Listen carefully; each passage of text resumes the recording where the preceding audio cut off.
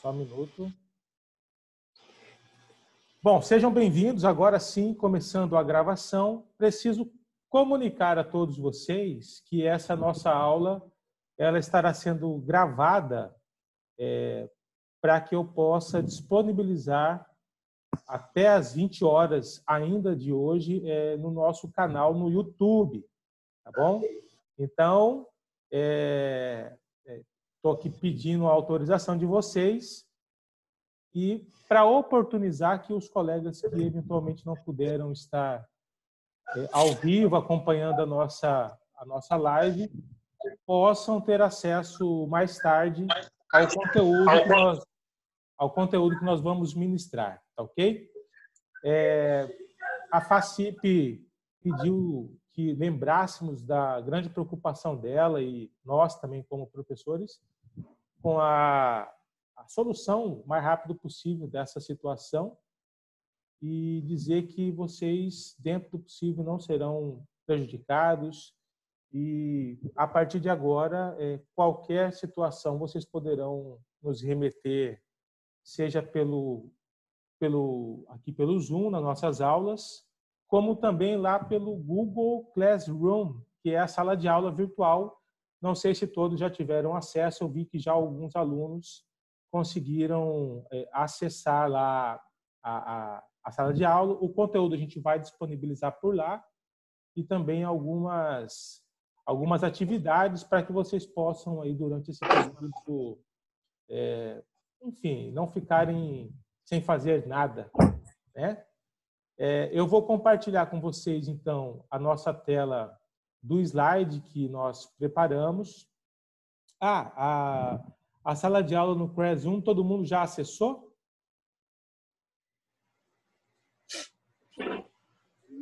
Já ou não, pessoal?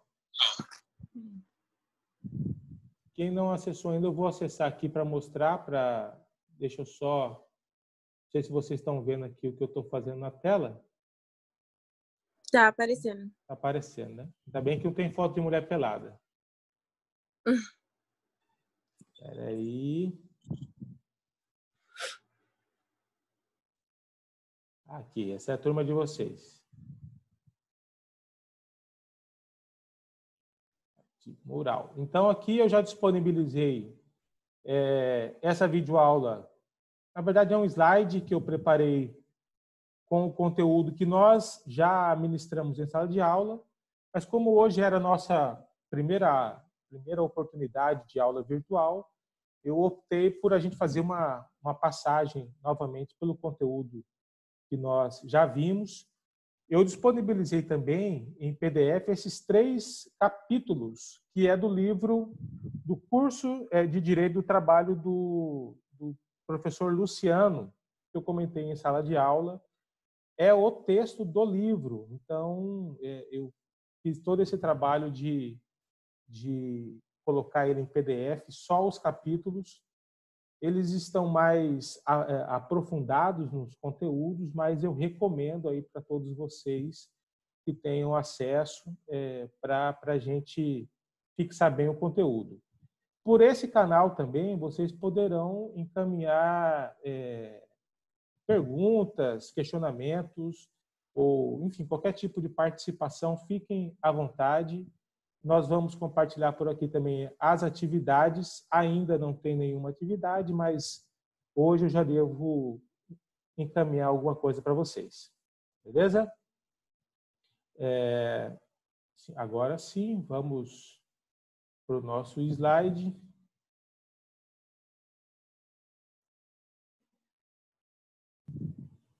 Antes, porém, não menos importante, deixa eu perguntar, como que vocês estão fazendo nesse período de coronavírus em relação aos direitos do trabalho?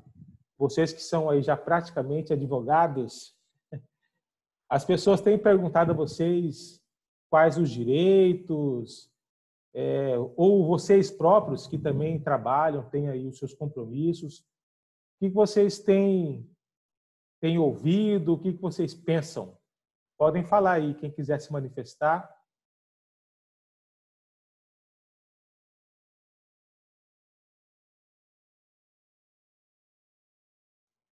Um por vez. Estão todos me ouvindo? Sim, professor. Tá. Quem quiser, então se manifestem aí. O que vocês estão achando sobre essa questão do coronavírus, essa falta de informação? Professor, a minha irmã ela é contrato na prefeitura em Barra do Garças e as aulas foi suspensa. E o prefeito estava falando que não pode nem pagar o salário, mas eu falei para ela que isso não existe, porque você tem um contrato pela prefeitura, não pode não pagar para eles. Sim. Né? E que tem empresa, falei para ela, quem tem empresa vai pagar metade do salário. E isso pode, mas não ficar sem pagar o funcionário. Uhum. O prefeito Correto? falou. Sim, o prefeito falou, deu algum argumento para dizer por que não vai Falou pagar? que a prefeitura vai ficar sem dinheiro, que as escolas estão sem aula, que os alunos não estão indo estudar. Olha, se fosse uma escola particular, aonde os pais, por conta do coronavírus, não pagassem, até talvez justificaria o argumento, mas não justificaria o direito, né? Agora, uma prefeitura dizer que não vai pagar porque não está tendo aula e não tem dinheiro, chega a ser estranho, né? De fato, o direito mantém-se como era antes. O que mudou é a flexibilização de alguns direitos, né? Principalmente por conta de algumas medidas provisórias adotadas pelo governo federal. E aí alguns direitos eles foram relativizados, né? Permitindo aí que as pessoas trabalhem de forma em casa, como teletrabalho, como nós estamos fazendo, por exemplo. Também foi permitido o trabalho intermitente, onde a pessoa só vai receber pelo tempo que ela efetivamente trabalhar. Então, algumas situações foram permitidos uma relativização, mas com o objetivo de manter o emprego, né? Agora, o que as empresas podem, infelizmente, e aí, no caso, a prefeitura, nos contratos, se a situação se estender demais, de fato, elas podem encaminhar pela rescisão desses contratos de trabalho, né? É o que a gente espera que não aconteça aí, enfim, e na torcida para que tudo se resolva o mais rápido possível, né? Alguém mais quer falar?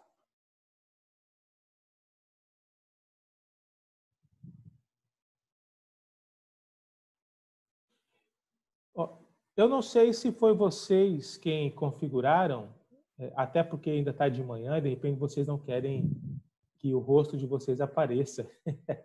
Mas se porventura vocês quiserem aparecer o rosto de vocês, não tem problema, é só que na câmera, né? Vocês já devem ter visto essa opção. É só abrir a câmera. Eu pedi para fechar o microfone apenas, só para não ficar, às vezes o som acaba cruzando aí as falas e acaba ficando truncado. Mas a imagem de vocês podem ficar à vontade de colocar. Reitero para quem entrou depois, selecionar aí a aba bate-papo para que aqui à direita da tela nós possamos, mesmo durante a transmissão, mandar aqui as nossas perguntas. Quem quiser se manifestar também por escrito pode ficar à vontade. Dou aqui então as boas-vindas ao seu Deolindo, ao Fábio, a Grace L, com quem eu tenho mantido contato, né, com o Joab, a Luane e a Valéria. São as pessoas que estão nos acompanhando nesse momento. Então, agora sim, partimos para a nosso slide. Bom, eu encaminhei via Classroom, então pelo slide, vocês conseguem ter uma noção clara de todo o conteúdo, especialmente relacionado à introdução do direito do trabalho. deixa eu fazer uma pergunta. Eu coloquei aqui a minha aba do bate-papo. Porventura, ela não aparece na tela para vocês, não, né? Para vocês está aparecendo só o slide da aula, né? Ou a abinha do bate-papo está aparecendo? Não, somente o slide. Beleza, maravilha. É porque a minha abinha ela fica em frente, na parte da frente do slide, aí eu fiquei com medo de estar tampando para vocês. Vamos lá.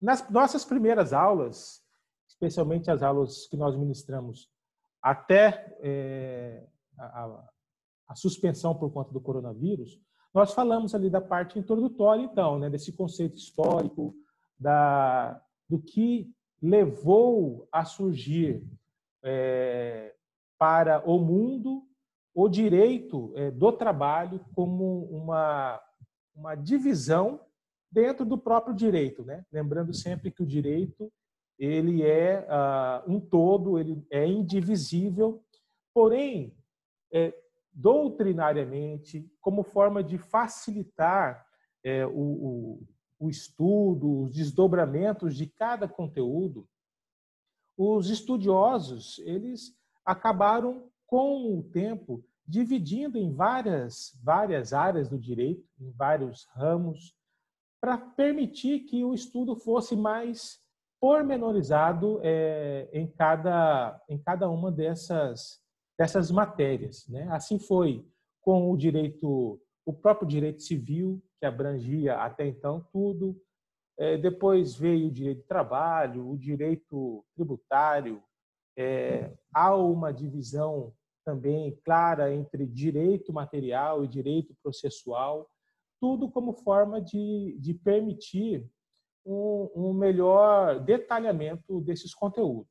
E aí nós entendemos, então, que dessa divisão do direito e nessa criação do direito do trabalho, eu trago aqui trouxe até em sala de aula, e repito aqui, um conceito trazido pelo Maurício Godinho Delgado, que ele diz o seguinte: o direito do trabalho tem, por definição, ser o complexo de princípios, regras e institutos jurídicos, né, que regulam no tocante às pessoas e matérias envolvidas em relação a uma relação empregatícia. Então, vocês se lembram, e eu repeti isso muitas vezes em sala de aula, que o direito do trabalho ele é reconhecidamente um ramo do direito porque ele possui uma gama de princípios. Nós podemos falar do principal deles,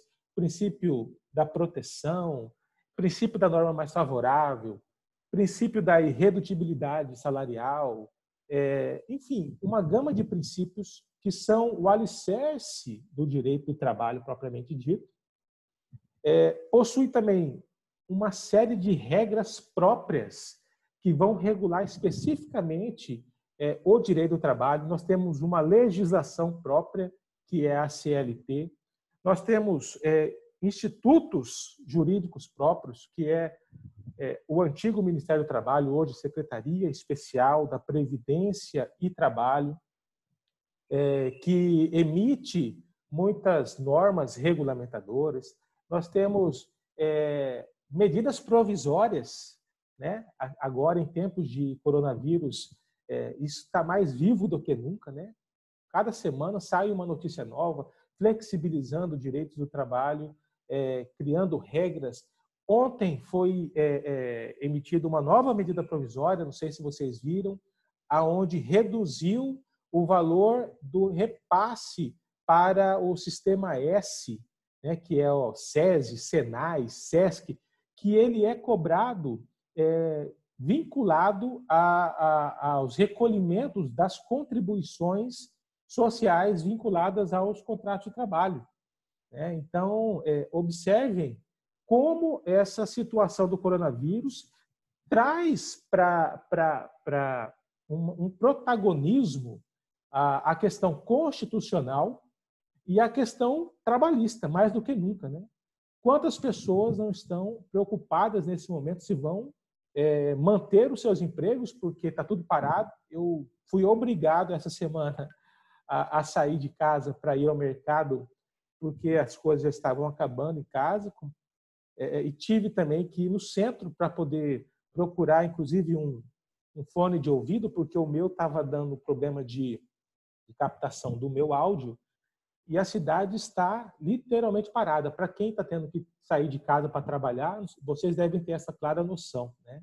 A cidade está parada. Chega a ser assustador como a coisa... a cidade, em um dia de semana, está parada, né? Então, nós precisamos continuar a nossa rotina com essa preocupação latente. Então, entendidos que o direito do trabalho ele por definição, esse complexo de princípios, de regras e institutos, a gente consegue... Espera aí, que eu fiz uma besteira aqui. Espera aí, gente. Então, a gente consegue entender que o conceito do direito do trabalho e da sua natureza jurídica. Vocês se lembram que em sala de aula nós comentamos que o direito do trabalho ele possui características de direito público, né, e características de direito privado. E aí o que é público e direito privado? Bom, o direito público ele premente tudo aquilo que há a presença do Estado, né? E aí, pelo conceito que eu trago no slide, o que se refere ao Estado. E eu até cito aí o Estado romano, né?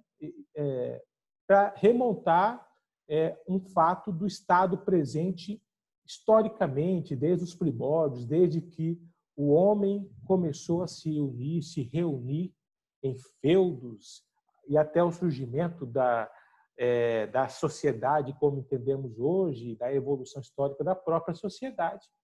Existe sempre a presença do Estado representando, defendendo, protegendo, criando políticas de proteção, de resguardar essa preocupação premente com o direito social como um todo.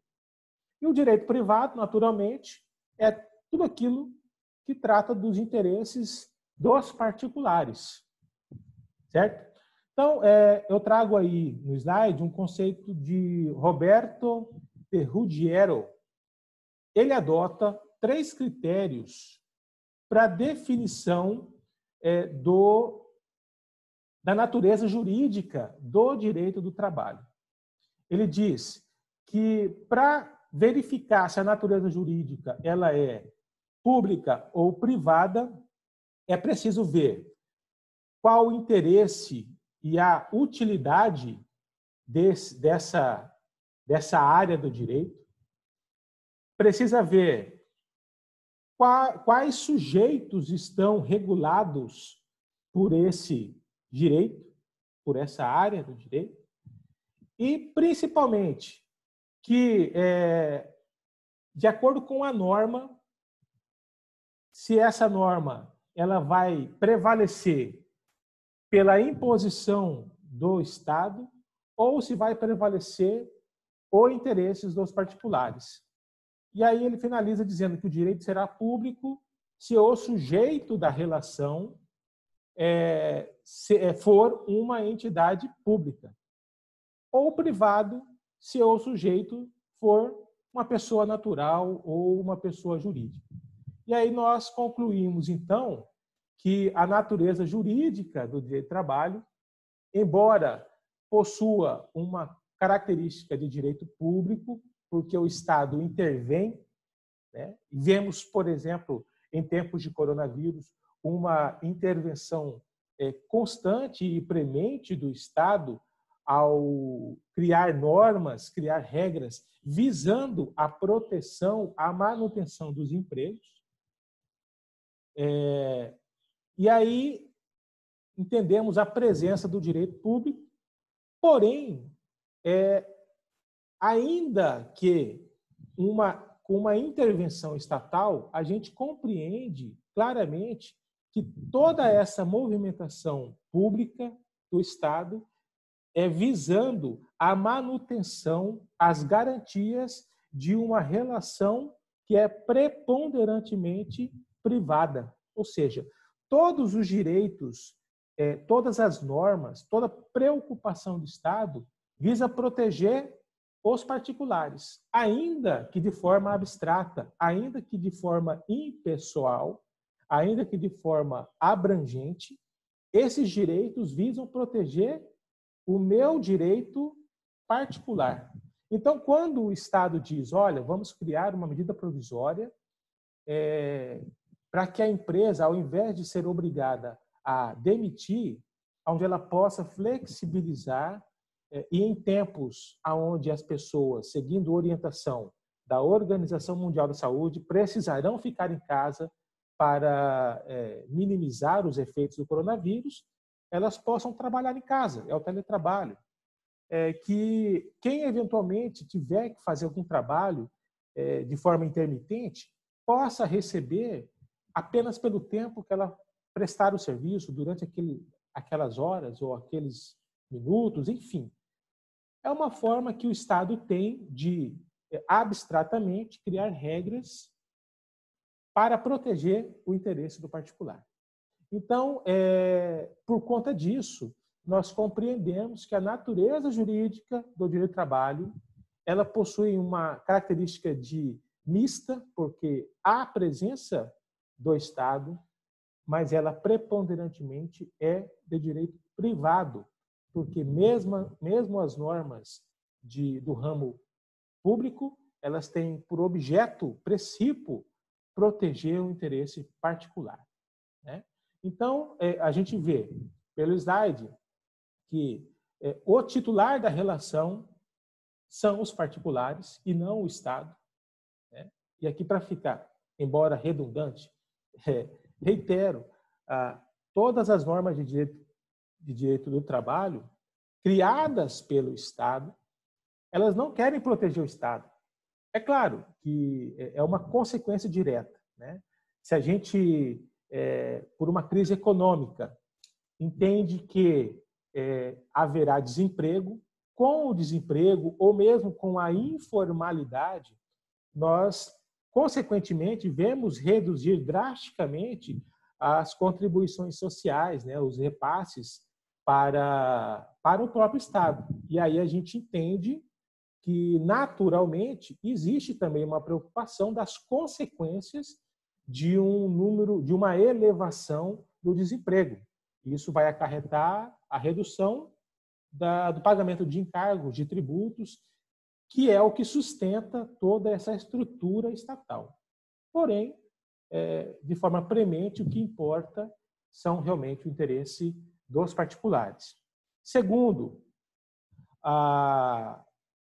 o direito do trabalho, ele cuida de uma relação de emprego, aonde, mesmo havendo interesse público pela manutenção do emprego, né, esse interesse, volto a dizer, preponderantemente é privado, né, patrimonial, ao particular. E, por fim, a questão da sujeição, ou seja, existe uma subordinação entre o empregado e o empregador, né? E essa subordinação, ela deriva de uma autonomia de vontade. Ninguém é obrigado a manter uma relação de emprego que não que não lhe satisfaça, onde a pessoa não se sinta bem, não se sinta satisfeita, seja pelo ambiente de trabalho, seja pelo salário que está recebendo, seja por N motivos, ninguém é obrigado a manter essa relação de emprego, certo? As pessoas podem, a seu livre critério, se desligar da empresa, da mesma forma que a empresa, com base num princípio da alteridade, é a empresa quem assume os riscos do negócio, ela pode também, de acordo com a sua autonomia, com o seu poder potestativo de dirigir essa relação de subordinação, ela pode também rescindir esse contrato de emprego a qualquer momento, né? Lembrando sempre, desde que isso não seja fruto de um ato de discriminação, de algo que possa vir a denegrir por conta das opções sexuais, por conta da classe, da raça, da cor, enfim. A empresa pode exercer desde que ela não ultrapasse os limites, né, constitucionais dessa boa relação, do respeito mútuo que a sociedade exige de todos nós. Então, de qualquer maneira, o direito do trabalho vai regular essa relação de subordinação direta entre empregado e empregador. Beleza? O que não acontece necessariamente se fosse o direito unicamente, exclusivamente privado. Aliás, perdão, o direito público. Tanto é que os servidores públicos, lembre-se, quando ingressam na atividade na administração pública, elas, para serem demitidas, elas precisam passar por um processo administrativo disciplinar. Existe todo um trâmite muito mais rigoroso, porque elas não estão reguladas pela CLT, estão reguladas por um estatuto social dos servidores públicos de acordo com a sua categoria, se é municipal, estadual ou federal. Beleza? Pessoal, quem quiser aí, porventura, se manifestar, fiquem à vontade, tá bom? E aí a gente vai seguindo aqui a nossa aula. Por enquanto, tá tudo claro? Como que tá aí? Se manifestem para... De repente eu estou aqui falando, achando que está tudo muito bom, tudo muito maravilhoso. E se tiver alguma situação aí, por favor, gente, não deixem de manifestarem. Para mim tá tranquilo. Maravilha. Maravilha. Isso é que importa. Estou só... Bom, então...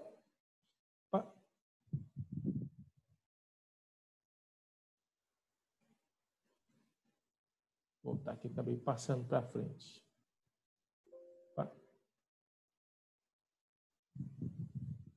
Aqui. Bom, então, entendidos a questão dessa natureza jurídica, nós falamos também em sala de aula sobre a autonomia do direito do trabalho, lembrando que ele também vai ser regulado por algumas situações próprias que nos esclarecem por que o direito do trabalho ele é um ramo específico do direito, nos lembrando, e aqui eu trago pelo slide, também o conceito do Alfredo Rocco, que separa em 3 critérios para definir essa autonomia do direito do trabalho. Ele separa, primeiro, por possuir um campo temático específico, né? Ou seja, o direito do trabalho ele tem um objetivo específico, que é até redundante dizer, mas nada mais é do que o estudo das relações de emprego, né? Todas as nuances que permeiam essa relação. Tem que assistir essa aula. Alguém falou aí que... Bom, enfim, acho que é a Eliana, né? Eliana que falou. Tudo bem, Eliana? Isso, ficou quieto. Vamos lá. Então, é um campo temático específico que permeia toda essa relação de direito do trabalho. Além do campo temático específico, existem as teorias próprias, né, que nós já falamos, que regulam toda a área do direito. Lembrem-se, quando falamos dessa questão da relativização da hierarquia das normas, né? Pela pirâmide de Kelsen, o direito civil ele é regulado por uma pirâmide onde a norma das normas é a Constituição Federal e abaixo dela todas as normas dependem das regulamentações, das cláusulas constitucionais para avaliar a sua legalidade, a sua constitucionalidade.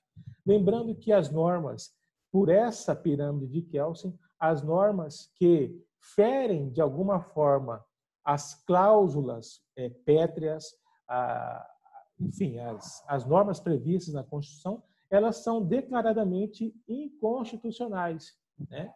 E aí, quando nós trazemos essa questão para o direito do trabalho, a gente percebe que, diferentemente de todos os outros ramos do direito, no direito do trabalho vai prevalecer, considerando o princípio da proteção, a norma mais benéfica, a que mais favorecer o trabalhador. Essa, por exemplo, é uma teoria que nós apenas vemos no direito do trabalho, né?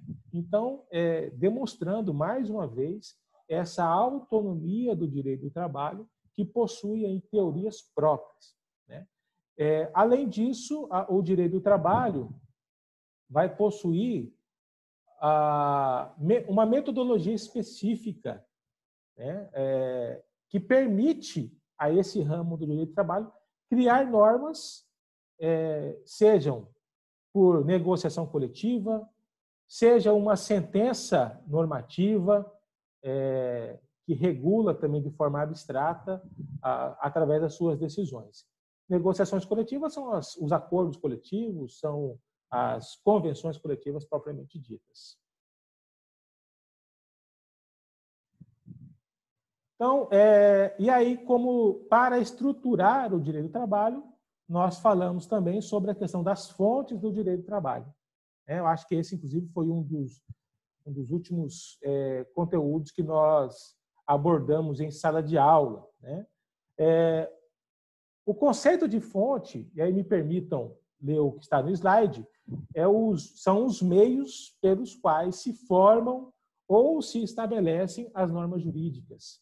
É tudo o que se dá, é tudo o que dá origem, que produz o direito. E aí nós vamos ter, então, as fontes materiais e as fontes formais do direito do trabalho. As fontes materiais, e aí que eu trago um conceito um pouco mais amplo do que nós tínhamos visto em sala de aula, a fonte material ela pode ser histórica, ou seja, tudo o que historicamente aconteceu na sociedade. A sociedade contemporânea, ela naturalmente é um reflexo da sua história, né? E esses fatores históricos, eles vão conduzir as decisões dessa sociedade, né? E diretamente ou indiretamente, elas vão induzir o legislador ou até a própria sociedade na elaboração, na criação, na modificação do direito como um todo, né? Além da fonte histórica, nós temos a fonte material econômica, que é os reflexos da sociedade contemporânea, do hoje, né?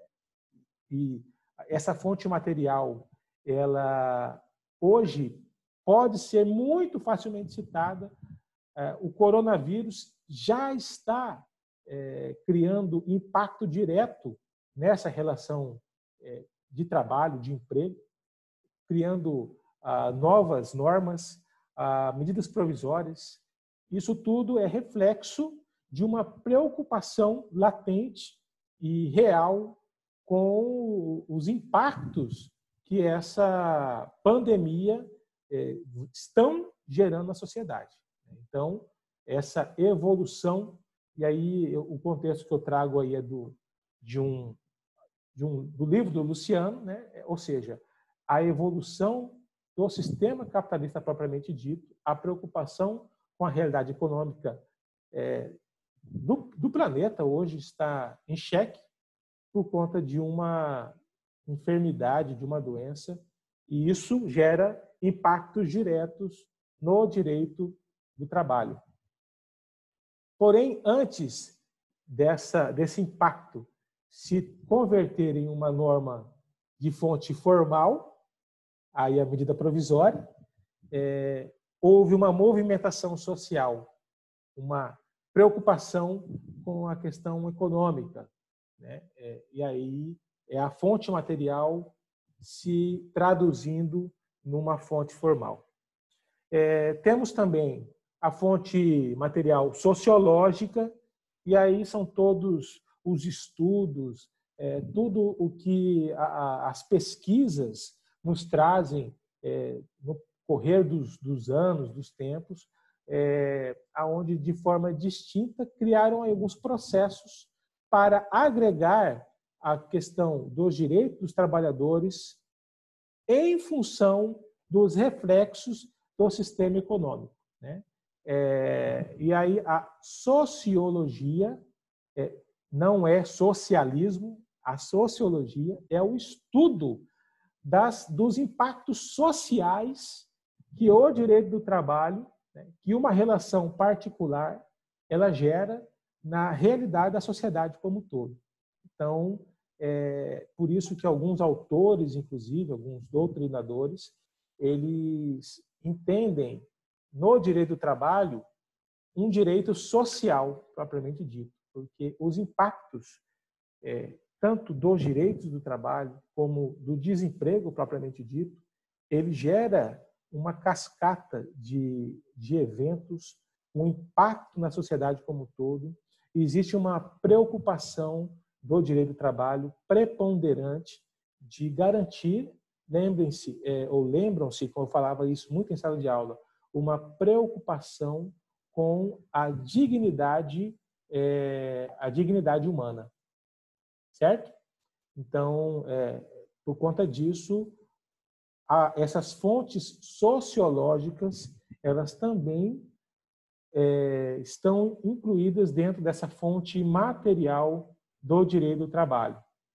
Além disso, a fonte material política, né, ou político, são os movimentos sociais dos trabalhadores como um todo, a própria movimentação da sociedade, ainda que não organizada através de órgãos representativos, como sindicatos ou associações.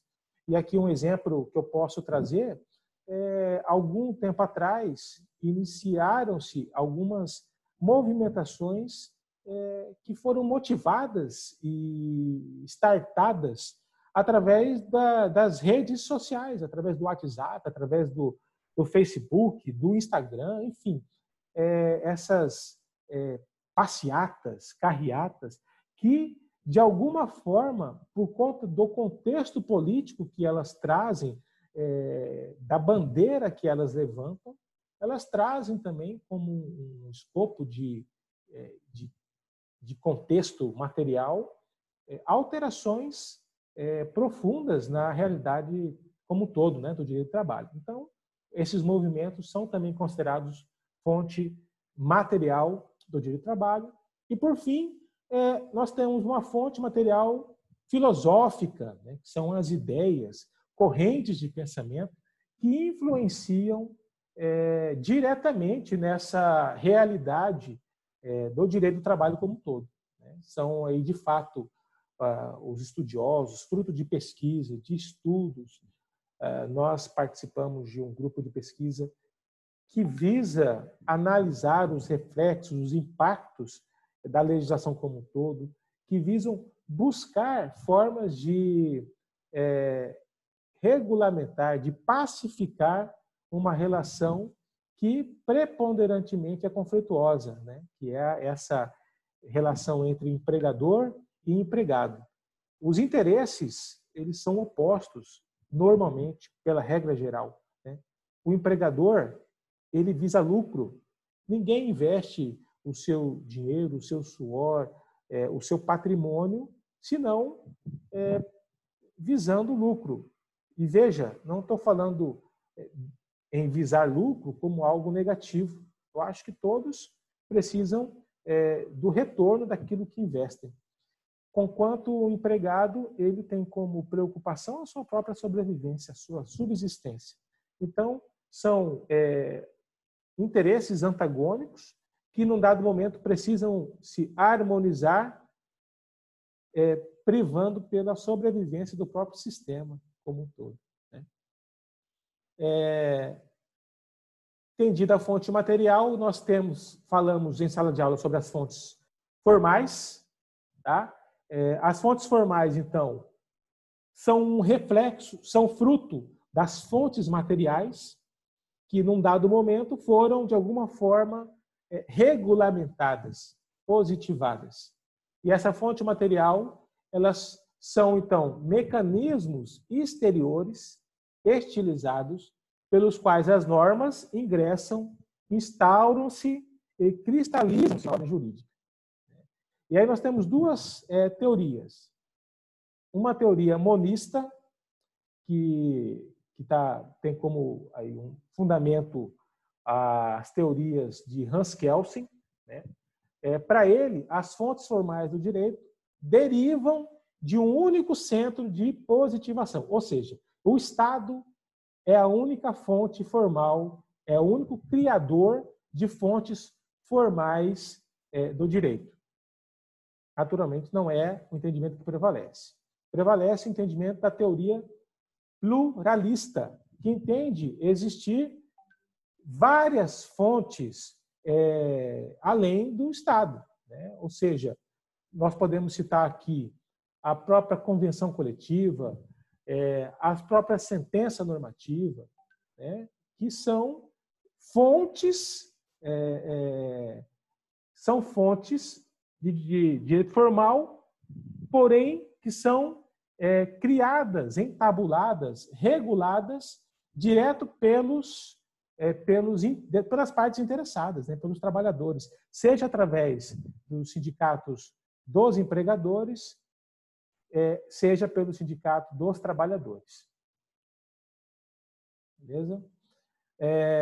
Então, nós temos a fonte formal, que ela é também subdividida em fonte formal heterônoma, que ela não se caracteriza pela participação dos destinatários principais.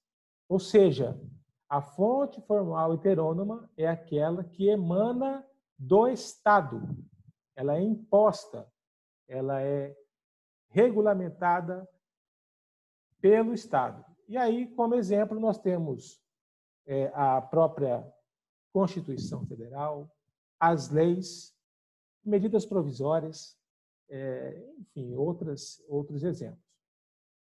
E nós temos a fonte formal autônoma. Ela se caracteriza pela participação imediata dos próprios destinatários, ou seja, o empregador e o trabalhador, através das suas entidades representativas, quem, de alguma forma, vão regular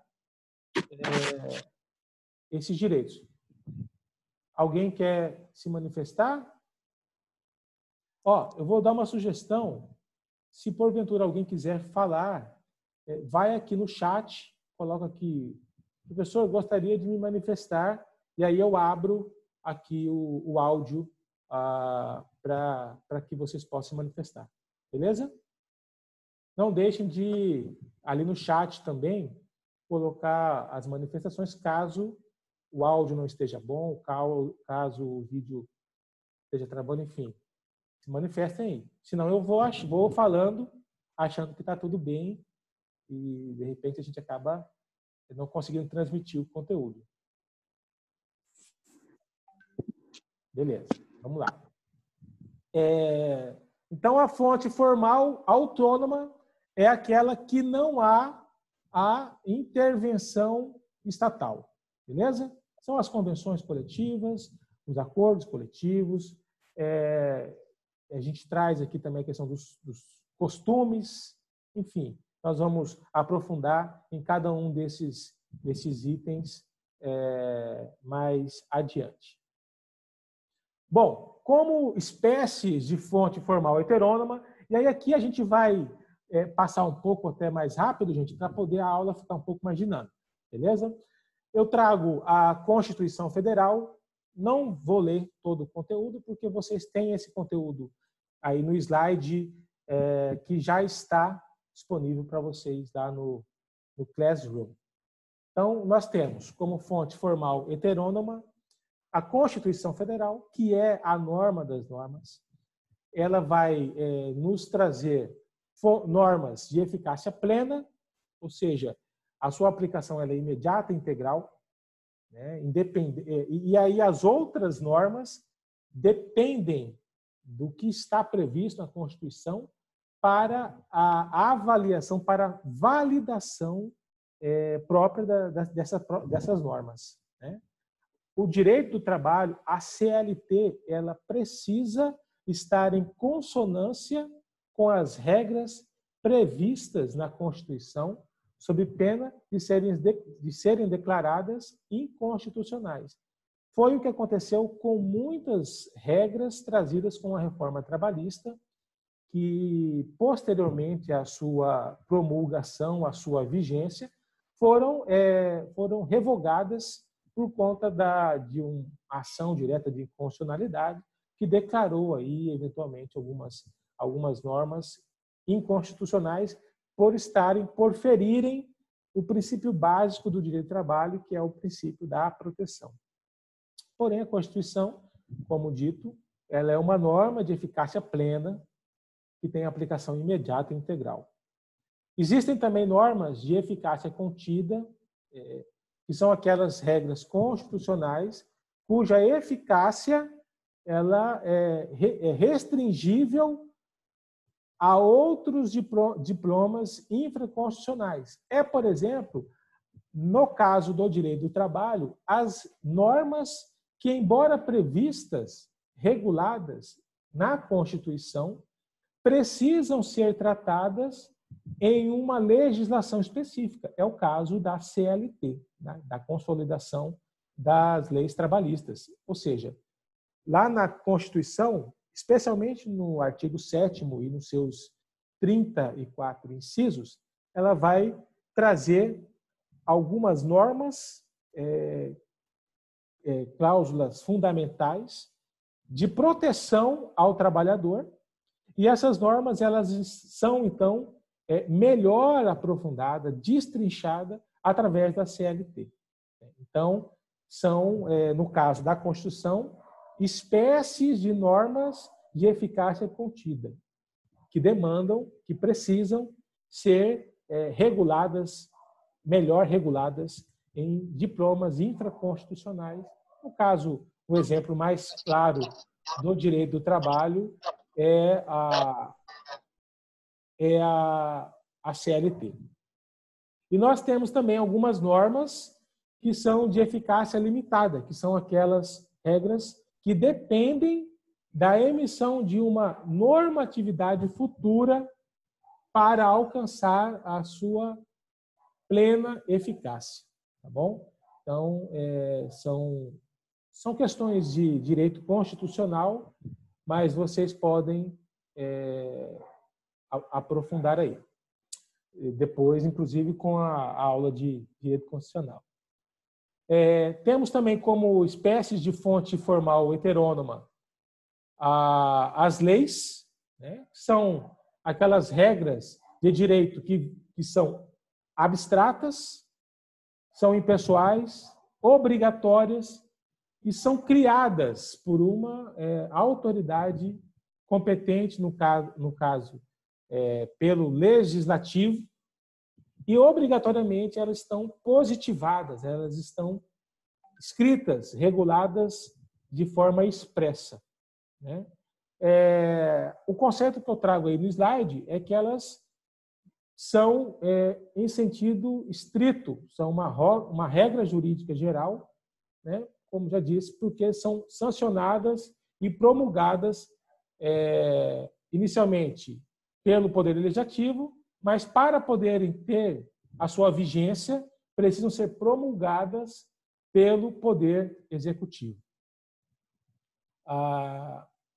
Outra espécie de fonte formal heterônoma são os tratados e convenções internacionais. E aqui eu faço uma distinção clara entre tratados e convenções, né, recomendações. Bom, os tratados são documentos obrigacionais, normativos e pragmáticos, criados por organismos internacionais. As convenções são tratados aprovados, ou seja, cria-se um tratado, esse tratado é submetido a essa organização internacional em convenções que aderem a esses tratados, e os seus membros eles vão aderir voluntariamente a esses tratados e a essas convenções. Lembrando que os países membros e que essas normas oriundas de tratados e convenções internacionais, elas só geram efeitos no país membro, se elas forem homologadas, se elas forem chanceladas pelo país membro. Por isso que os doutrinadores entendem que, embora seja uma fonte formal heterônoma de direito internacional, a partir do momento que ela é chancelada, homologada pelo país membro, ela passa a ser uma norma de direito interno, né? De qualquer maneira, a fonte ela vem desse organismo internacional. E ainda sobre o tratado e convenção internacional, nós temos algumas espécies que são as recomendações, que consiste em um diploma pragmático, que é expedido por essa entidade, esse organismo internacional, e que visa sempre a aperfeiçoar esse normativo, esse arcabouço dessa relação de emprego, de trabalho. Além das recomendações, nós temos as declarações, que é um diploma expedido por um Estado soberano em face de determinado evento. Ou seja, há uma recomendação, há uma convenção, um tratado, e aí o Estado, que é soberano, ele declara, ele homologa, ele chancela essa fonte internacional como uma norma também internacionalizada, interna, do direito interno do país. Além disso, nós temos os atos normativos, que podem se dar por decretos presidenciais, as medidas provisórias. Nós estamos aí vivenciando tempos em que o executivo está intervindo cada vez mais, cada dia sai uma nota. Isso gera uma série de dúvidas, de questionamentos, mas é a forma mais célere, mais rápida do Estado agir, visando, no caso do direito do trabalho, primordialmente, a manutenção dos empregos, propriamente dito, essa flexibilização, o fortalecimento das empresas, para que as empresas não sejam obrigadas a fecharem as portas nesse momento de dificuldade, crise econômica. Ok? Eu vou só avisar vocês que daqui a pouco vai começar um barulho aqui, que vão ligar um aparelho aqui em casa. Então, se porventura tiver algum barulho, não se assuste, tem algumas obras aqui vizinho de casa e às vezes o som acaba sendo captado pelo microfone aqui, tá bom?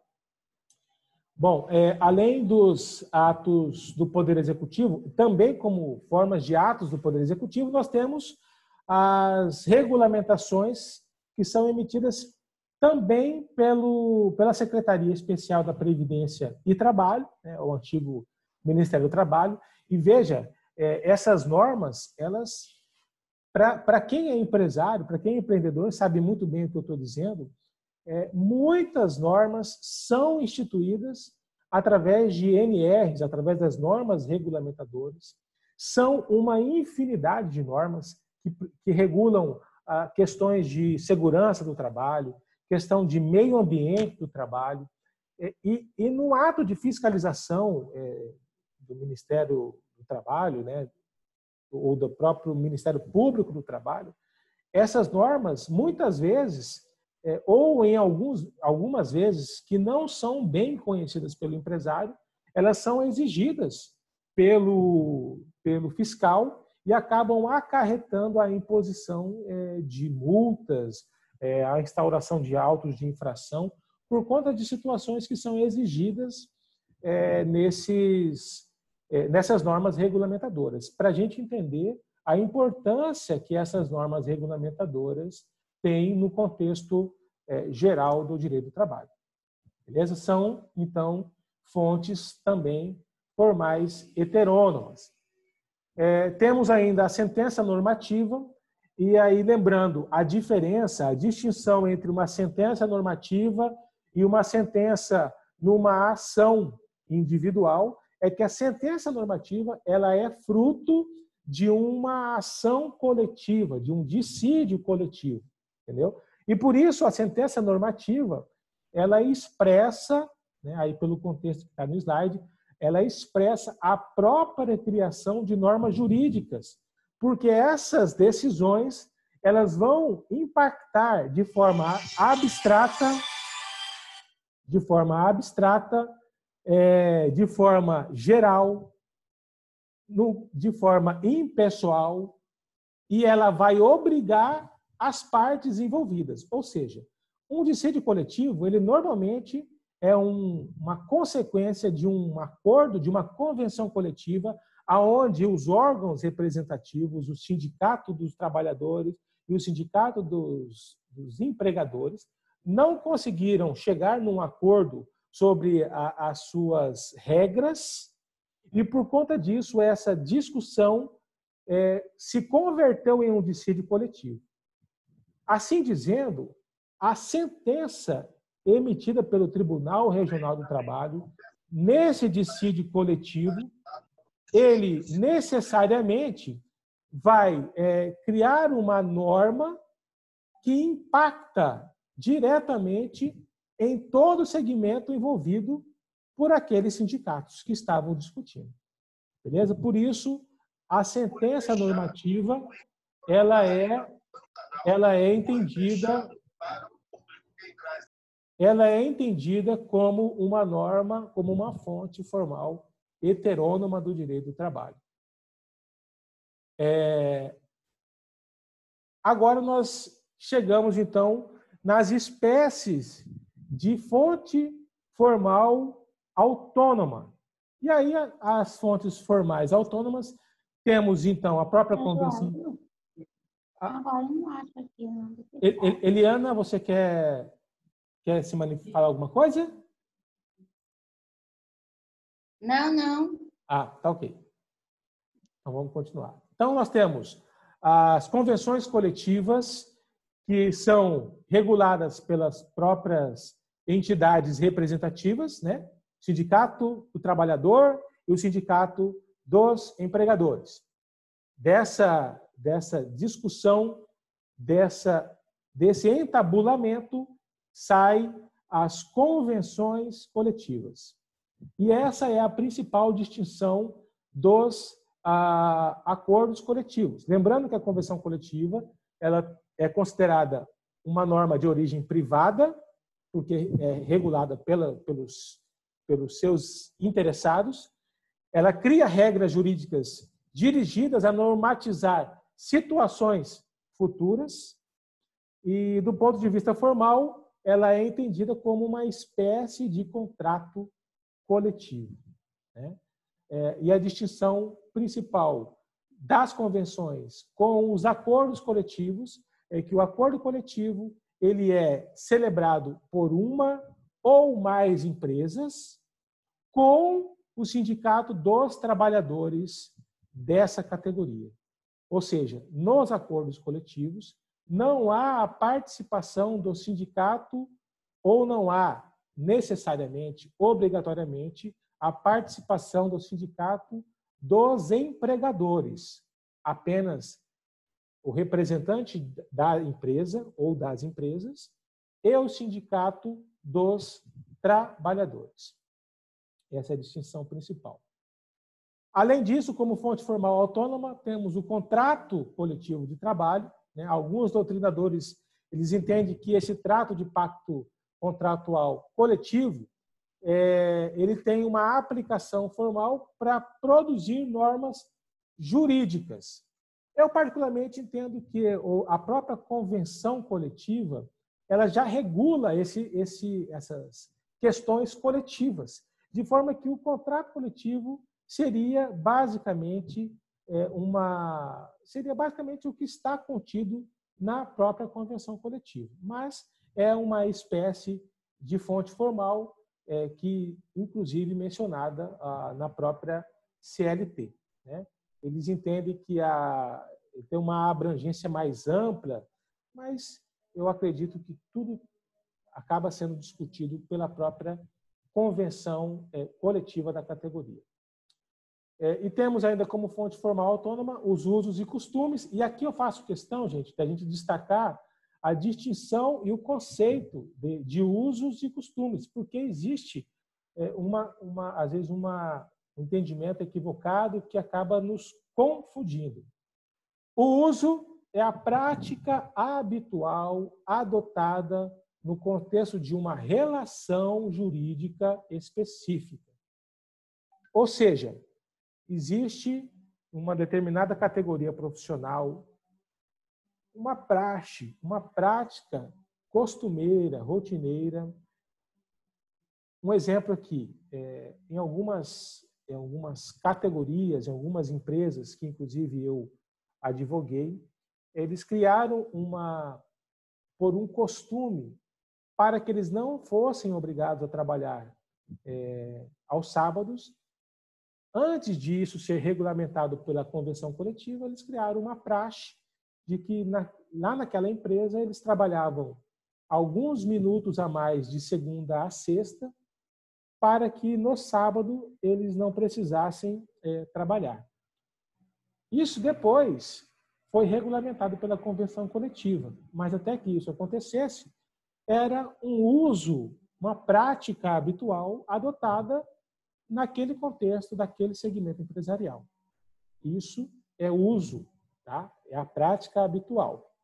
Ela envolve aí partes, componentes dessa relação, ou seja, era uma prática que acontecia dentro daquela determinada empresa. O costume é a prática adotada num contexto mais amplo de certa empresa ou de uma categoria profissional ou até mesmo de uma determinada região, de uma determinada localidade. E como exemplo, eu trago aqui uma situação vivenciada pelo meu escritório, na época em que uma usina de álcool, de cana-de-açúcar, na região de Poconé, ela entrou em recuperação judicial e alguns trabalhadores eles aceitavam naquele período se submeter a algumas situações para que os empregos fossem mantidos. A preocupação deles era muito mais em manter os empregos, inclusive aceitando a revelia do que o direito do trabalho prevê, algumas condições para que isso pudesse acontecer, né? Veja, eu não estou dizendo aqui que o costume pode caracterizar o desrespeito a algumas normas de proteção do trabalhador. Isso é ilegal. Mas algumas situações acabam sendo relativizadas por conta do costume, né? Um exemplo que eu dei em sala de aula, eu acho importante, interessante a gente mencionar aqui, é a situação, por exemplo, dos cortadores de cana, e aí eu citei um exemplo do pessoal, dos cortadores de cana da região de Tangará da Serra, de Campo Novo dos Parecis, que muitas vezes se submetem a uma condição de trabalho que exige muito esforço físico, a questão do calor, de altas temperaturas, muitas vezes com fuligem de queimadas, e é extremamente exaustivo, acaba impactando na saúde desses trabalhadores mas o costume na região faz com que os sindicatos eles acabem relativizando algumas situações para que esse trabalhador possa manter o seu emprego, garantir o sustento da sua família, né? E muitas vezes, enquanto o recomendável fosse até uma proibição de algumas espécies de trabalho que acabam impactando no número de pessoas afastadas por conta de doença, eles preferem criar auxílios, criar adicionais de insalubridade, periculosidade, enfim, acabam monetizando a saúde, a vida do trabalhador, mas isso acaba sendo reflexo do costume de uma determinada região, de uma determinada categoria,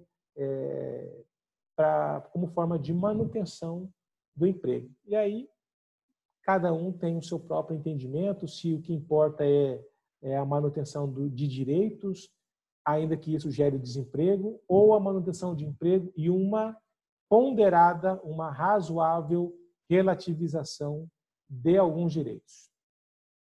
Beleza? E aí nós temos também como fontes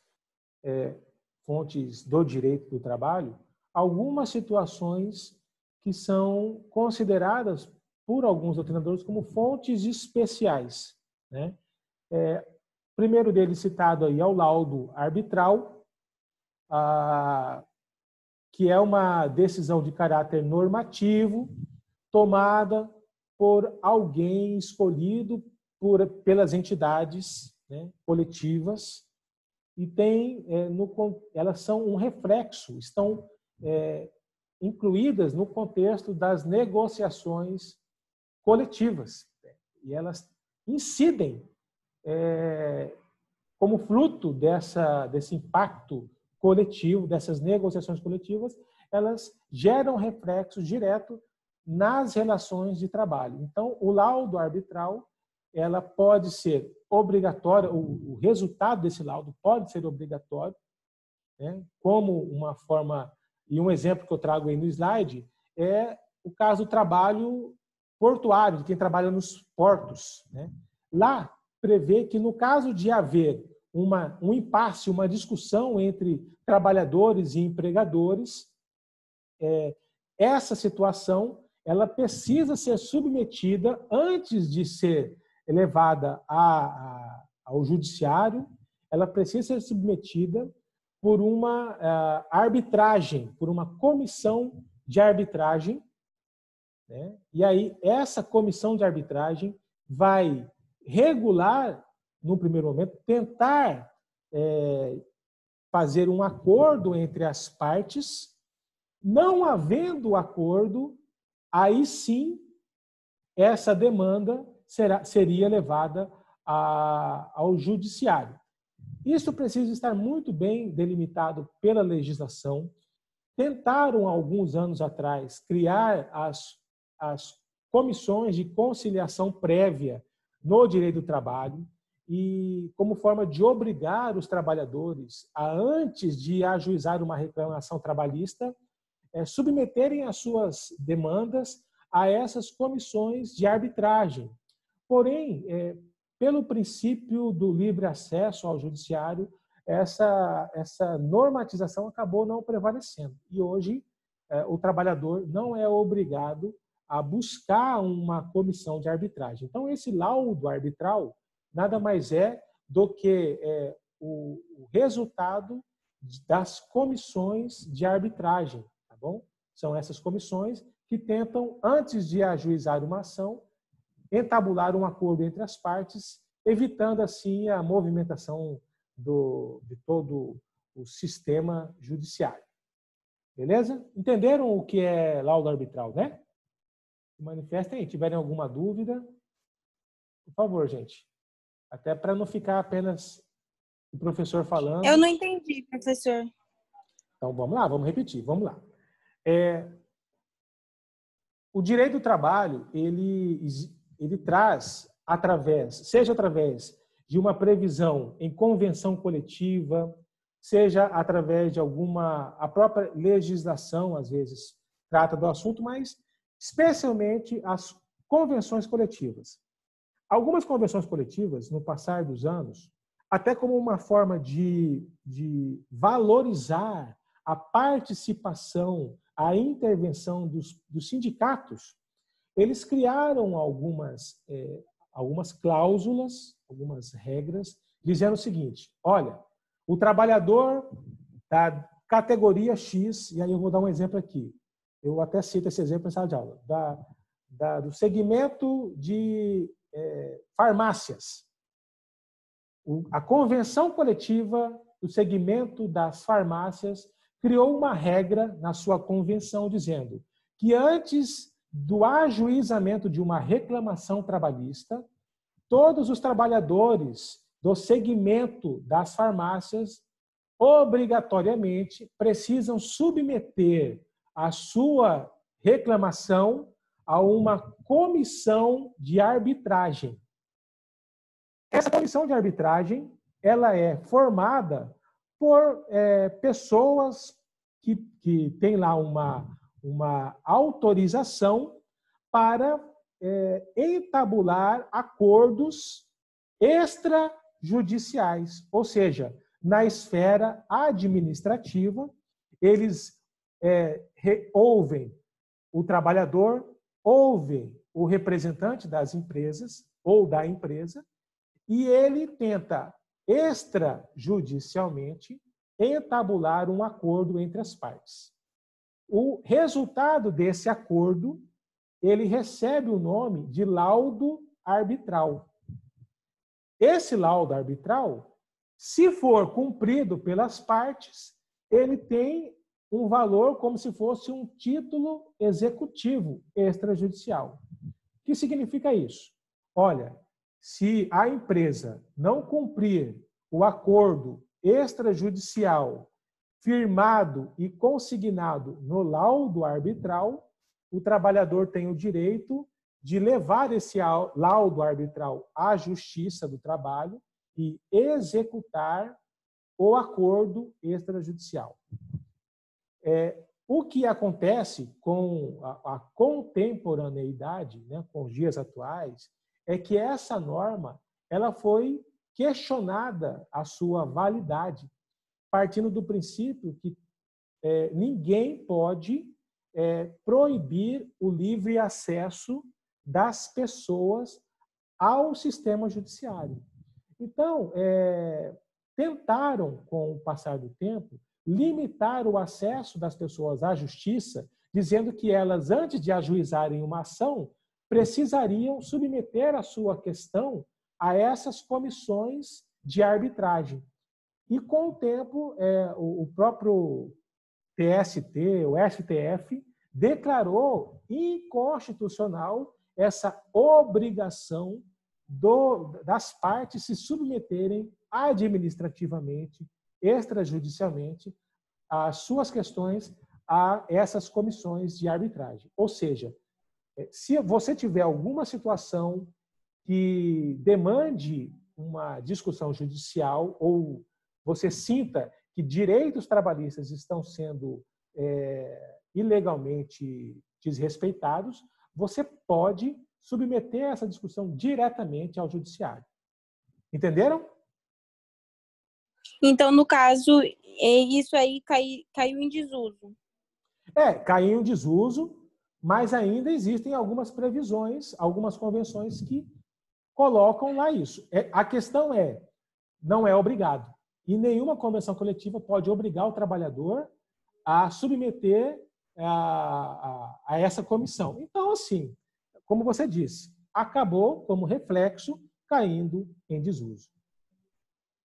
Sim. Porque antes era obrigatório passar por esse caminho. E agora você pode ir direto na justiça, né?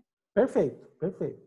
Na verdade, eles tentaram obrigar os trabalhadores a submeter a essa regra, mas isso foi declarado inconstitucional. Entendi. Beleza? Beleza. Adiante, então. Bom, como ainda fontes...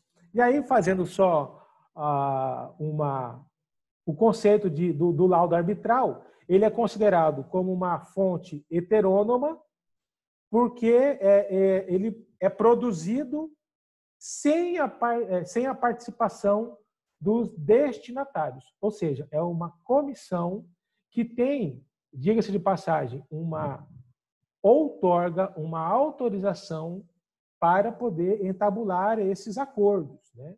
Mesmo assim, prevalece o entendimento que ele não é obrigatório e, por conta disso, caiu em desuso. Contudo, em algumas situações, ele pode ser também considerado uma fonte autônoma, né? Porque a arbitragem ela pode ser decidida diretamente pela vontade das partes, ou seja, o árbitro, o conciliador, ele pode simplesmente regular a vontade do trabalhador e da empresa. Mas a intenção, quando criaram essa figura da comissão de arbitragem, era de que, não havendo o acordo entre as partes, que esse conciliador, que esse árbitro, ele poderia chamar para si a responsabilidade e ele decidir, dependendo da situação colocada. Além do laudo arbitral, nós temos o regulamento empresarial. E aqui é importante destacar que o regulamento empresarial ele é uma fonte muito discutida pelos doutrinadores, pelos legisladores, se ele é ou não uma fonte do direito do trabalho. Por quê? Porque, normalmente, as regras criadas nos regulamentos empresariais, elas são unilaterais, elas são criadas pela empresa e o trabalhador ele não tem a oportunidade de discutir essas regras. A ele é simplesmente imposto e, como diz, cumpra-se, né? De qualquer forma, e aí aqui eu digo no slide, que a jurisprudência, ela, na maioria das vezes, ela nega esse caráter de fonte normativa autônoma, né? E ele diz que isso acaba sendo apenas uma extensão, uma norma, uma regra, como se fosse um contrato do trabalho, um contrato individual do trabalho, uma regra que regula não de forma coletiva, mas apenas de forma individual, ainda que seja um regulamento coletivo dessa determinada empresa, tá? E aí, isso é trazido pela súmula 51, que é do TST, e diz o seguinte: norma regulamentar, vantagens e opções pelo novo regulamento. Né?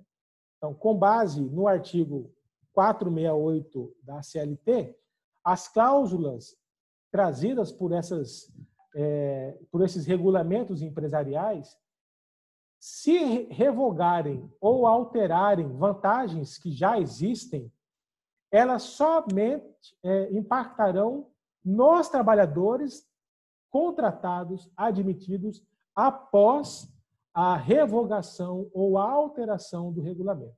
O que ela quer dizer, a súmula quer dizer com isso? Imaginemos que o regimento interno diga que os trabalhadores da minha empresa farmacêutica, da minha farmácia, eles recebem, sei lá, R$ 1.500 como piso normativo dentro da minha empresa. Se eu quiser mudar esse regulamento interno e dizer que a partir de hoje o piso normativo da minha farmácia é R$ 1.200, esse regulamento interno só vai gerar impactos para os funcionários que forem contratados a partir de hoje. Os funcionários que já eram contratados, que já estavam trabalhando, não serão atingidos por essa alteração.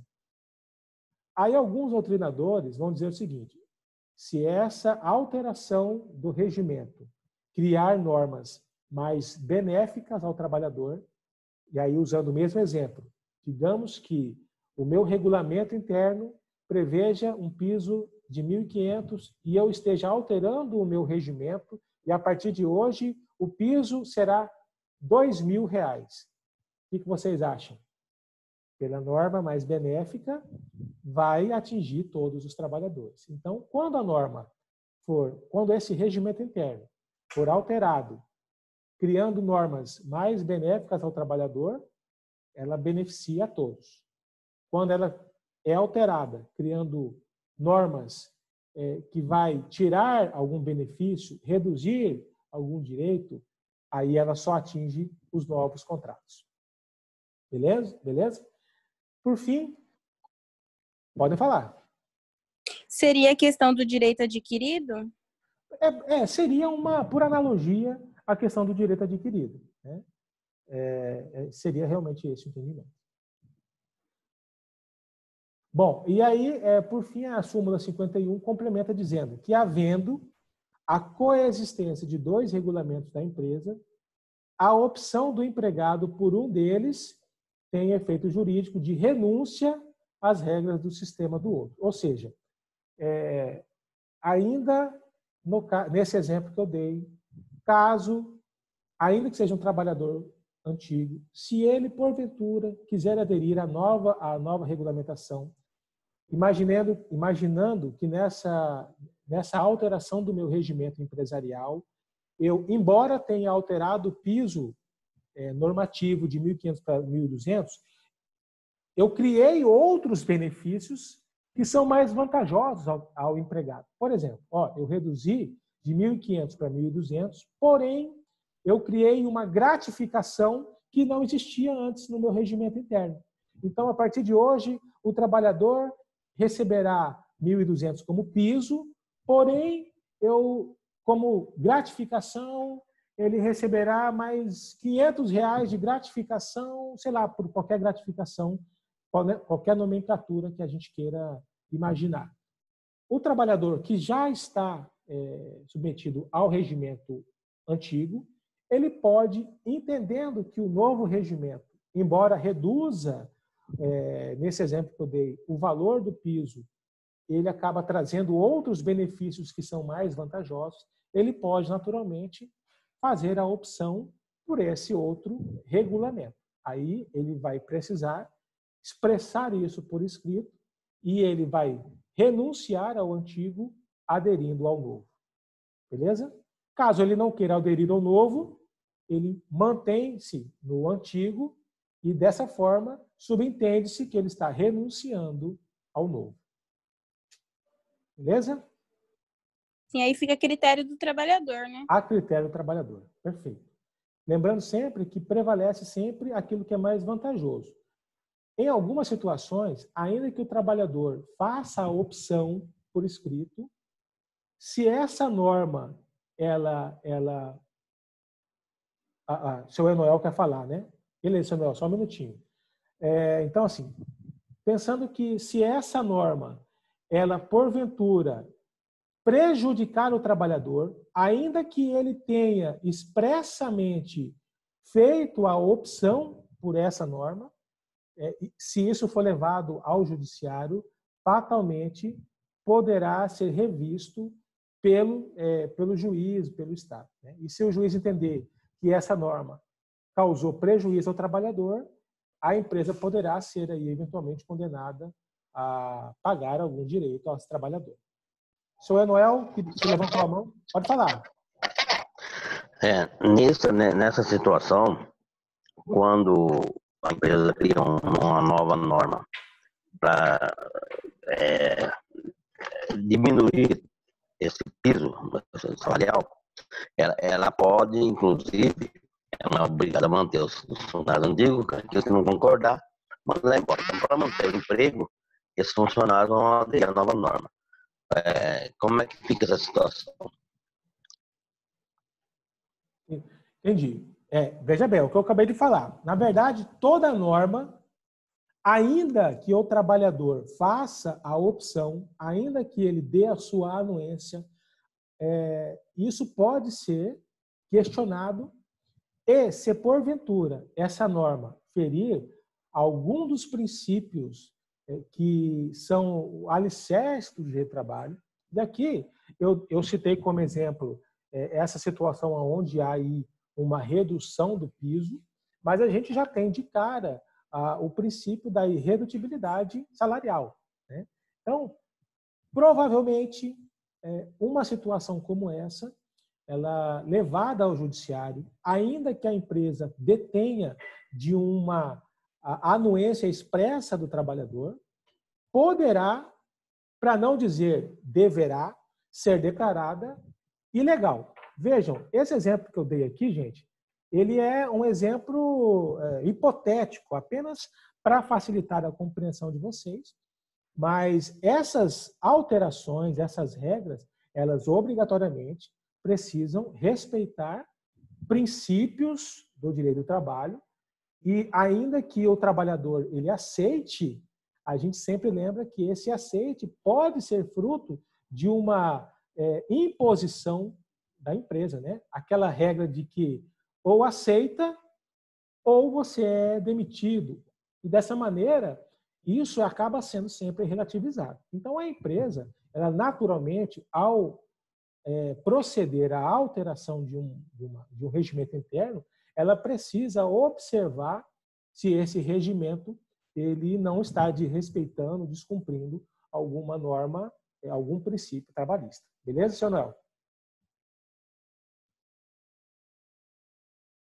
Então, vamos lá, vamos seguir. Nós já estamos com 1h30 de aula, né? A coisa vai fluindo, mas vamos lá, vamos finalizar pelo menos aqui.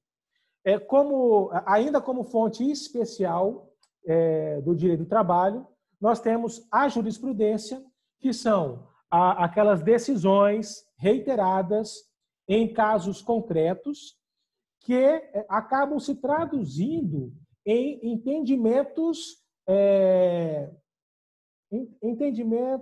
do próprio judiciário que vão orientar as decisões futuras, né? Ou seja, algumas situações, algumas discussões reiteradas, muitas ações para uma determinada categoria profissional, tratando de horas extras, por exemplo. E aí, essas decisões reiteradas que chegam até o judiciário, elas acabam gerando uma norma orientativa, e isso é importante dizer, é uma norma orientativa, porque ela não obriga o julgador, porém ela orienta. E, normalmente, ela acaba facilitando. A Luane está perguntando aqui. O Fábio tem uma pergunta. Ô, Fábio, pode... você não entendeu sobre o regulamento da empresa. Tá. Você quer mandar um áudio, Fábio? Pode só ativar o seu microfone aqui. Se você quiser falar, Fábio, fica à vontade. Ou, especificamente, qual é a... Você não entendeu nada ou é só alguma parte? Quer falar ou não? Professor, a empresa pode tirar o valor pago da insalubridade e estabelecer o salário base? Bom, eu vou responder aqui a pergunta da Luane sobre tirar a insalubridade, tá bom? Vamos lá, Luane. Em relação à insalubridade, veja bem, a insalubridade ela só é devida ou ela é devida enquanto perdurar o trabalho em ambiente insalubre. Então, se o trabalhador continua trabalhando num ambiente insalubre, e essa regra é a mesma para ambiente perigoso, né? Ou seja, o trabalhador que está num ambiente perigoso ou num ambiente insalubre, enquanto perdurar esse trabalho em ambiente perigoso ou insalubre, mantém-se a obrigatoriedade da empresa pagar o adicional de insalubridade ou de periculosidade. Tá bom? Agora, se o trabalhador mudar de função, mudar de ambiente, ou se porventura a convenção coletiva regular, no sentido de que o fornecimento de determinados equipamentos de proteção individual, EPIs, eles mitigarem, eliminarem os riscos gerados por esse ambiente insalubre. Vou dar um exemplo. Trabalhador que trabalha em ambientes onde o volume de barulho é muito alto. Existem estudos, ou se algum estudo de medicina do trabalho disser que determinados protetores auriculares mitigarem a insalubridade gerada pelo barulho gerado no ambiente, isso poderá fazer excluir o adicional. Agora, se não houver essa regulamentação e se o trabalhador, em determinadas situações, mesmo com EPIs, ainda, de acordo com as normas previstas em convenções coletivas, ainda tiver o direito ao adicional, a empresa não pode tirar o adicional e transformar o adicional em salário base. Tá bom? Salário base é uma coisa e os adicionais são outra coisa. O salário base, ele é, como o próprio nome diz, a base para cálculo do percentual dos adicionais. Então, imaginando que esse trabalhador tem direito a 20% de adicional de insalubridade, esse 20% normalmente será calculado sobre o salário base. Tá bom? Esclarecer a dúvida, Luane? Manifesta aí para a gente ver. Em relação... Tá bem claro. Maravilha. Fábio, você falou aí que não entendeu algumas partes. Você consegue melhorar aí a sua pergunta, dizer especificamente qual é a sua dúvida? E daí eu já vou, de repente, no ponto específico do seu questionamento.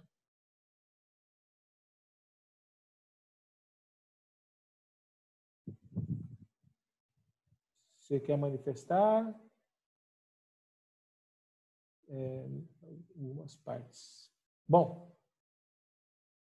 Não consegui entender quando fala do artigo 468. O artigo 468, bom, vamos aqui, então, fazer o uso da Bíblia. O artigo 468, eu vou ler o artigo 468 para facilitar.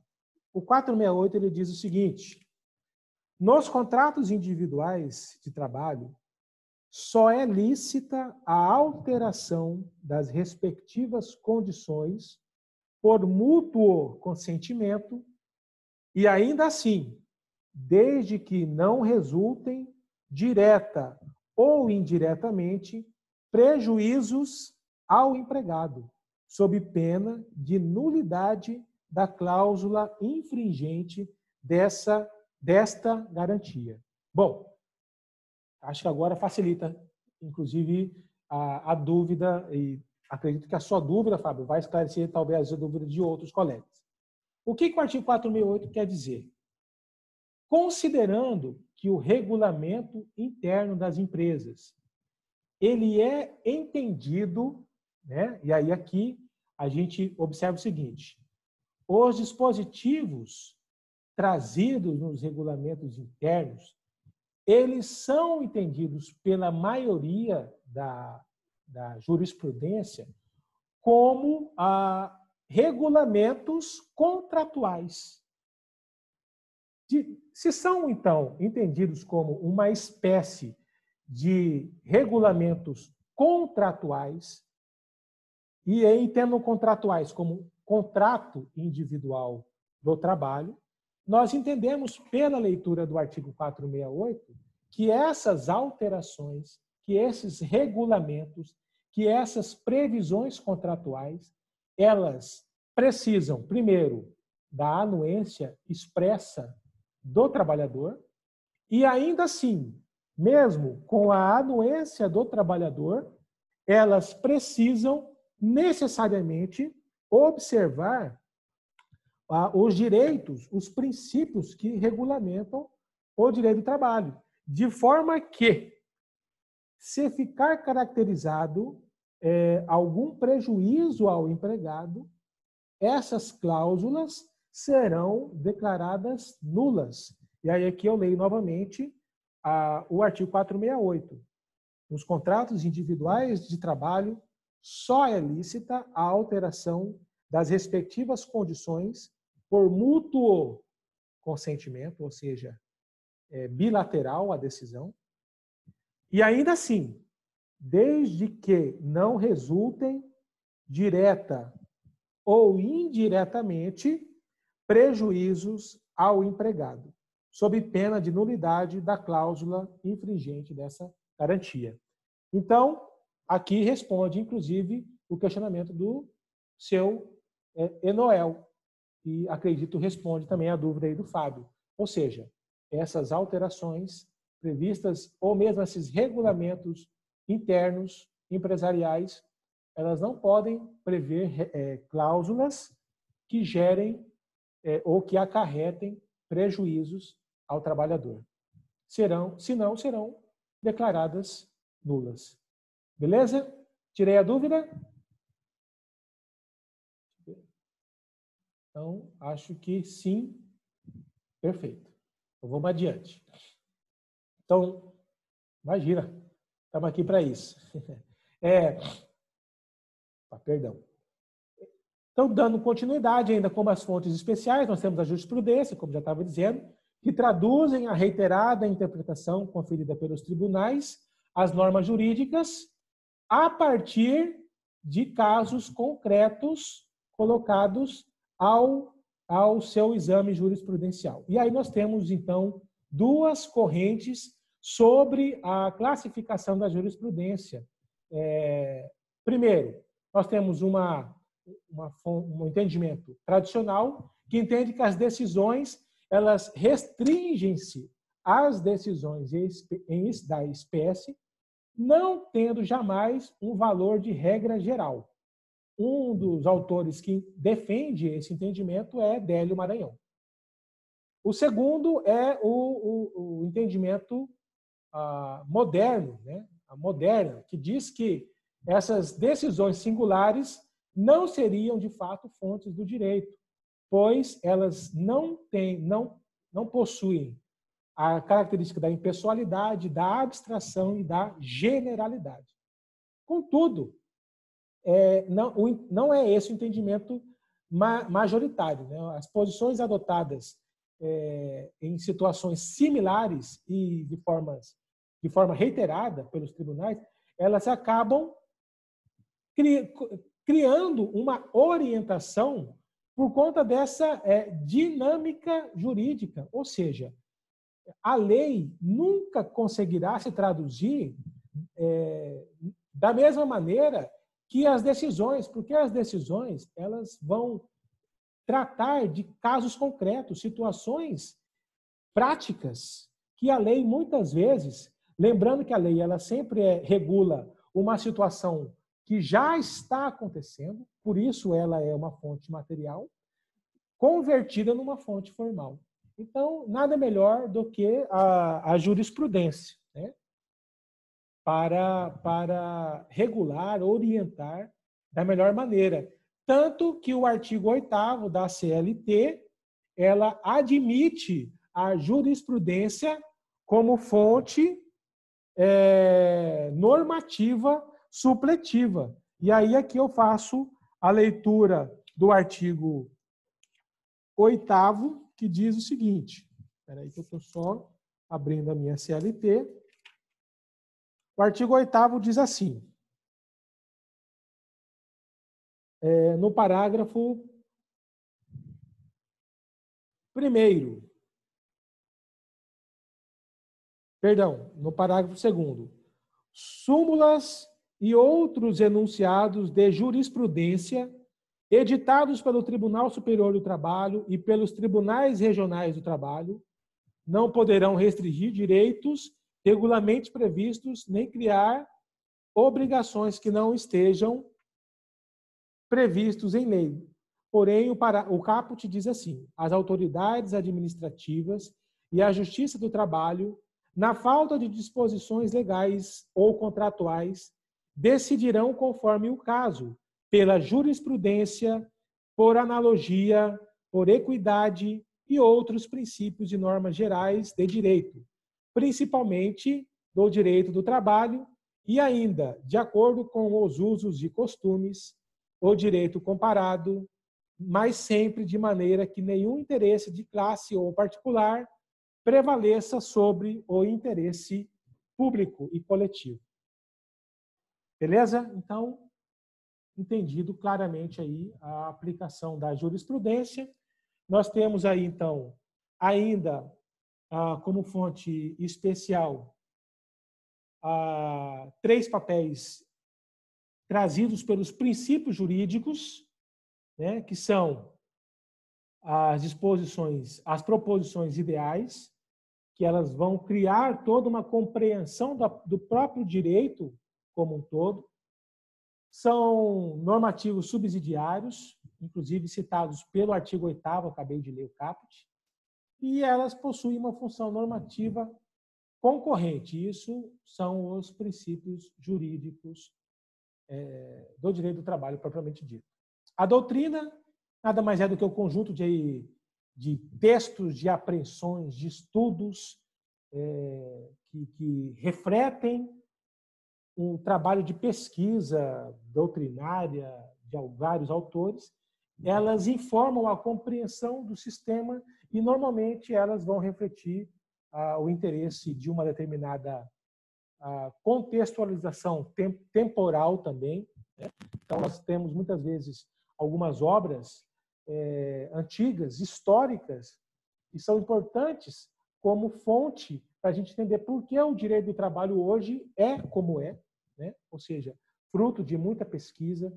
Embora a sociedade esteja em constante evolução, essas doutrinas sempre vão orientar, de alguma forma, o direito do trabalho. A equidade, que nada mais é do que a jurisprudência compreende pelo uso inequívoco da norma jurídica, ou seja, o respeito que deve haver nessa relação como princípio norteador do próprio direito, como todo, né? Ou seja, a equidade sempre auxiliará o operador jurídico, né? A analogia, né? E aí a analogia é quando nós fazemos uso de outros ramos do direito de forma analógica, naquilo que o direito do trabalho não regular, não tiver uma regra própria. Por analogia, nós poderemos submeter uma cláusula de direito civil, direito constitucional, direito tributário, do direito penal, enfim, aquilo que nós vimos como tratamos do direito do trabalho relacionado a todos os outros ramos do direito. Lembrando sempre que preponderantemente será aplicado às normas de direito do trabalho especificamente. E aí, havendo lacunas, aí sim será aplicado a alguma norma de outros ramos do direito por analogia. E aí nós temos, por fim, para essa aula de hoje, a questão da hierarquia das normas, né?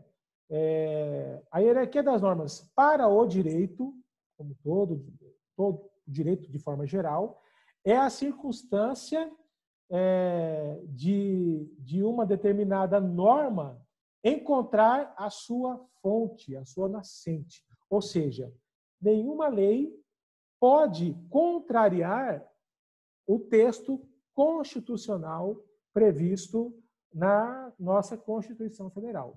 Da mesma maneira, as convenções coletivas, por exemplo, não podem vir infringir uma norma prevista na CLT, ou seja, existe uma hierarquia nas normas, aonde a norma inferior precisa, no direito como um todo, ela precisa respeitar a norma superior a ela, seja uma norma ordinária, seja uma norma constitucional. Isso é o que nós chamamos de pirâmide de Kelsen, né? Só que no direito do trabalho, essa hierarquia ela é relativizada, né? Ou seja, no direito do trabalho, não se deve falar em hierarquia de diplomas normativos. Primeiro, a gente precisa entender que é uma hierarquia de normas jurídicas. E o critério informador da pirâmide hierárquica trabalhista, ele é distinto do direito comum. Porque no direito do trabalho será eleito a norma jurídica que mais beneficiar o trabalhador, ainda que essa norma seja hierarquicamente inferior. Ou seja, no direito do trabalho, a pirâmide normativa ela se constrói de modo diferente, relativizado, variável. O ápice disso é quando a Constituição, por exemplo, não necessariamente é aplicada de acordo com a situação concreta. Vai ser sempre, e aí eu faço até um destaque no nosso slide, que o que será aplicado é a norma que for mais favorável ao trabalhador. Então, sobre a hierarquia das normas, esse é o ponto crucial, preponderante. Depois vocês podem aprofundar lendo com mais calma o nosso slide.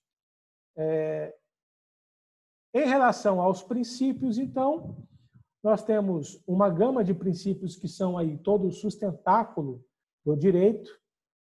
Aqui no slide eu trago o conceito de que um princípio é algo mais geral que uma norma, porque ele serve para inspirar, para entender, para suprir a própria norma. Ou seja, a norma ela vai beber dos regulamentos, das regras que são inspiradas nos princípios. Quer entender isso? A norma, o princípio básico do direito do trabalho é o princípio da proteção. E partindo desse pilar que regulamenta essa relação de trabalho, a proteção, todas as normas vão, pautado pelo princípio da proteção, criar a sua normatização. Por isso, quando a reforma trabalhista, quando uma medida provisória, ela traz um regulamento, uma previsão que, de alguma forma, fere esse princípio, esse pilar de proteção ao trabalhador, ele é, via de regra, questionado sobre a sua legalidade, sobre a sua constitucionalidade. Beleza? Pessoal, eu vou... Aí pelo slide, vocês observam que ele ainda continua falando sobre os princípios, ele traz aí o conceito básico de todos os princípios, de todos não, né? Pelo menos dos princípios que eu reporto mais importantes. Acho desnecessário a gente ficar lendo aqui. A gente se estendeu, inclusive, nós já estamos aí com quase 2 horas de aula, mas eu acho que para a primeira aula valeu. Hoje a gente fez um apanhado geral do que nós já havíamos visto. E a partir da próxima semana, nós já vamos entrar com matéria nova, tá bom? Já vamos começar a falar sobre conceitos do contrato individual do trabalho, sobre a questão do trabalho do empregado, conceito de empregado, conceito de empregador.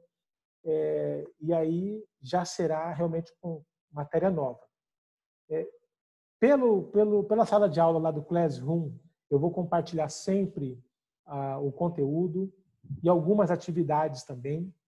E eu quero deixar agora pelo menos mais uns 5 minutos, aí, ou 10 minutos, sendo necessário, se algum de vocês quiserem agora se manifestarem, falar, mandar alguma pergunta, não só sobre o conteúdo, mas de repente falar sobre essa questão do próprio coronavírus e os reflexos no nosso dia a dia.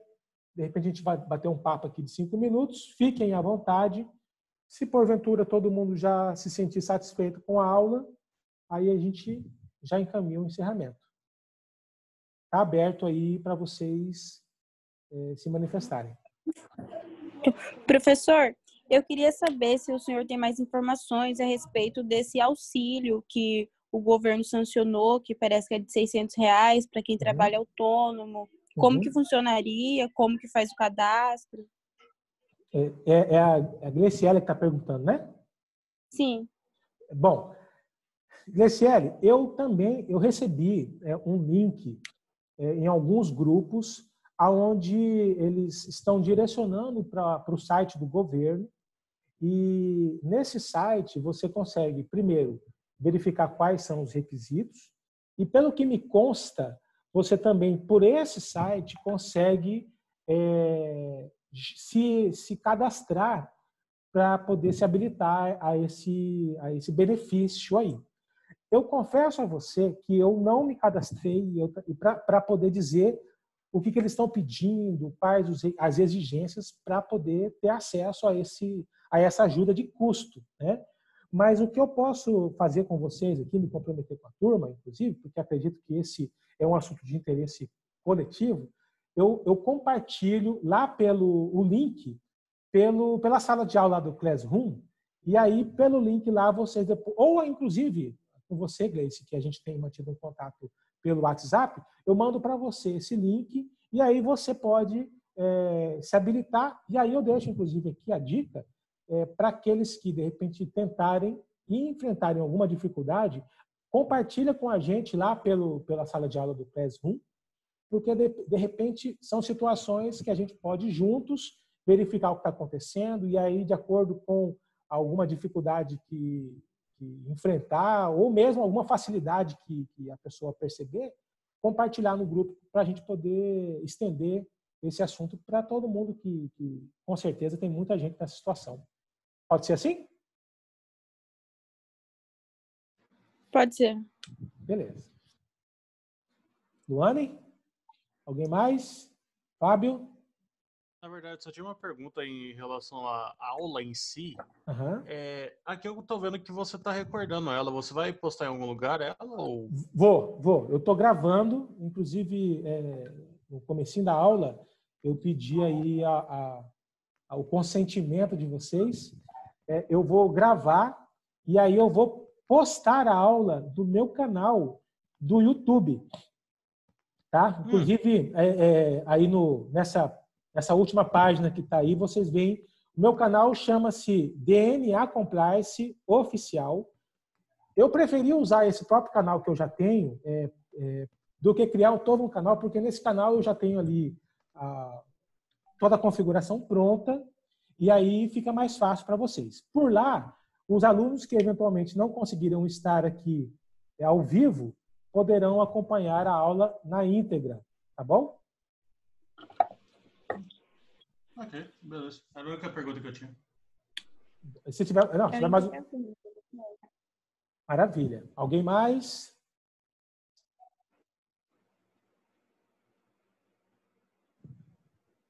Bom, então acredito que encerramos aqui, foram quase 2 horas de aula. Agradeço a participação de todos. E deixo também a oportunidade de tirar a dúvida de todo mundo também lá pela sala de aula, tá, da Classroom. Não deixem de se manifestar quando tiverem alguma dúvida. E, principalmente, criem uma programação de estudos. Aí eu sei que todos os professores, até por uma orientação da coordenação, estão fazendo uso da ferramenta, tanto da aula ao vivo como da Classroom. Então, aproveitem disso. Infelizmente, estamos obrigados a ficar em casa, mas vamos seguir aí, dentro do possível, com a nossa vida normal. Beleza? Forte abraço a todos. Fiquem com Deus. E até... Para finalizar, eu acho que vocês perceberam que a sala de aula, eu já agendei todas as aulas, todas as quartas-feiras. Então, com o mesmo link que vocês acessaram a aula de hoje, vocês poderão acessar as aulas nas semanas seguintes. Beleza? Forte abraço a todo mundo. Fiquem com Deus e estou à disposição de todos. E um forte abraço. Até mais. Até.